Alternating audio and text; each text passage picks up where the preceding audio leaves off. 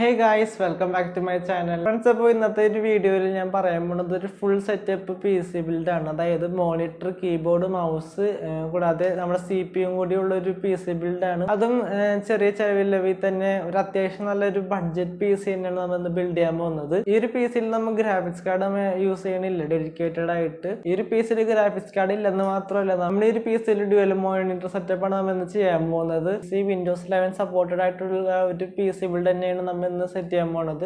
അപ്പോൾ നമുക്ക് നേരെ വീഡിയോയിലേക്ക് വിട്ടാലോ ഫ്രണ്ട്സ്. അപ്പോൾ നമുക്ക് ആദ്യം തന്നെ നമ്മുടെ മെയിൻ പാർട്ടായിട്ടുള്ള CPU തന്നെ തുടങ്ങാം. അപ്പോൾ നമ്മൾ ഈ ഒരു CPU നമ്മൾ കോൺഫിഗർ ചെയ്യാൻ പോണത് ഇന്റലിന്റെ പെന്റിയം പ്രൊസസ്സറാണ്, G5400. ഈ ഒരു പ്രൊസസ്സർ ഡ്യുവൽ കോർ പ്രൊസസ്സറാണ്. അതുപോലെ തന്നെ 4 ത്രെഡ്സ് വരുന്നുണ്ട്. പിന്നെ അത്യാവശ്യം നല്ല വർക്കൊക്കെ നമുക്ക് ഇതിൽ ചെയ്യാൻ പറ്റും. അപ്പോൾ ഈ ഒരു PC ബിൽഡ് മെയിൻ ആയിട്ട് യൂസ് ചെയ്യണത് ഗെയിമിങ്ങിനല്ല ചെയ്യണത്, ഓൺലൈൻ ക്ലാസ്സിന് അതുപോലെ തന്നെ ചെറിയ ചെറിയ വർക്ക് ചെയ്യാനും അങ്ങനെ കുറച്ച് പണിക്ക് വേണ്ടിയിട്ടാണ് നമ്മൾ ഈ ഒരു PC ബിൽഡ് ചെയ്യണത്. ഗെയിം കളിക്കാൻ പറ്റില്ല എന്നല്ല, ഗെയിം കളിക്കാൻ, പക്ഷെ ഗെയിം കളിക്കണമെങ്കിൽ നിങ്ങൾ റെസൊല്യൂഷൻ കുറച്ചിട്ട് കളിക്കേണ്ടി വരും. നമ്മൾ മദർ ബോർഡ് സൈഡിലേക്ക് വരുമ്പോൾ ജിഗാബൈറ്റിന്റെ 310 mAh മദർ ബോർഡാണ് നമ്മൾ യൂസ് ചെയ്യാൻ പോണത്. ഈ ഒരു മദർ ബോർഡിന്റെ പ്രത്യേകത 8th Gen 9th Gen പ്രൊസസ്സറൊക്കെ support ചെയ്യും. കൂടാണ്ട് നമുക്ക് 32 GB റാം വരെ നമുക്ക് ഇൻസ്റ്റാൾ ചെയ്യാം. ഫ്രണ്ട്സ്, അപ്പോൾ ഞാൻ റാമിന്റെ സൈഡിലേക്ക് വരുമ്പോൾ നമ്മൾ ഡാറ്റയുടെ 8 GB റാം ആണ് നമ്മൾ യൂസ് ചെയ്യണത്. DDR4 2400 MHz റാമാണ് ഇവിടെ യൂസ് ചെയ്യണത്. നിങ്ങൾക്ക് അപ്ഗ്രേഡ് ചെയ്യാൻ തോന്നുന്നുണ്ടെങ്കിൽ നിങ്ങൾക്ക് വേണമെങ്കിൽ ഒരു 8 GB സ്റ്റിക്കും കൂടി നിങ്ങൾക്ക് ആഡ് ചെയ്യാം. താല്പര്യമൊക്കെ ഉണ്ടെങ്കിൽ മാത്രം 8 GB തന്നെ ധാരാളം ഈ ഒരു സമയത്ത്. കാരണം ഈ ഒരു PC ബിൽഡ് മെയിൻ ആയിട്ട് നമ്മൾ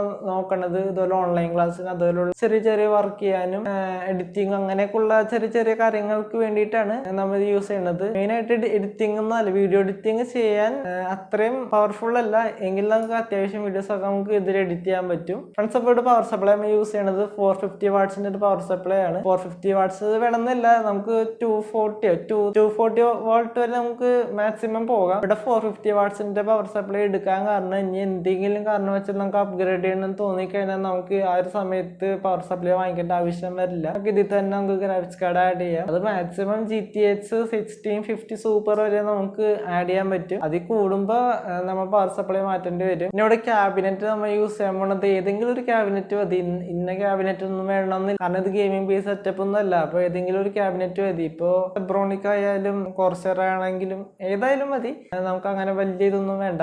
പിന്നെ നമ്മൾ ഇവിടെ മെയിൻ ആയിട്ട് യൂസ് ചെയ്യുന്നത് SSD ആണ്. നമ്മുടെ അതായത് വിൻഡോസ് ഇൻസ്റ്റാൾ ചെയ്യാൻ വേണ്ടിയിട്ട് യൂസ് ചെയ്യുന്നത് SSD ആണ്. 240 GB ക്രൂഷ്യലിന്റെ SSD ആണ് നമ്മളിവിടെ യൂസ് ചെയ്യാൻ പോകുന്നത്. ഇത് M.2 SSD അല്ല, സാധാരണ SSD ആണ്. SSD 3 ആണ് നമ്മളിവിടെ യൂസ് ചെയ്യാൻ പോകുന്നത്. പിന്നെ യൂസ് ചെയ്യാൻ പോണത് 1 TB ഒരു ഹാർഡ് ഡിസ്ക് ആണ്. അപ്പോൾ സീഗേറ്റിന്റെ ഹാർഡ് ഡിസ്ക് ആണ് നമ്മൾ ഇവിടെ യൂസ് ചെയ്യുന്നത്.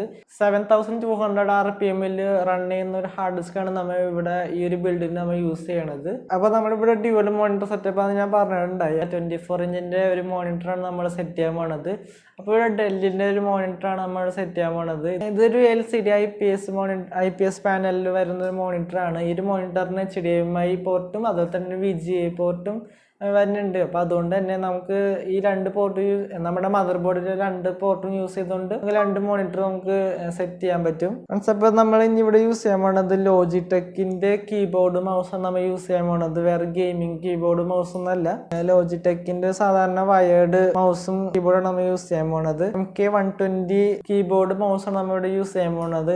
ടോട്ടൽ പ്രൈസിങ് വരുന്നത് 48,083 റുപ്പീസ് ആണ്. അതായത് മദർ ബോർഡും മോണിറ്ററും കീബോർഡും മൗസും ഇതെല്ലാം അടക്കമാണ് ഞാനിപ്പോൾ ഈ ഒരു പ്രൈസ് ഞാൻ പറഞ്ഞത്.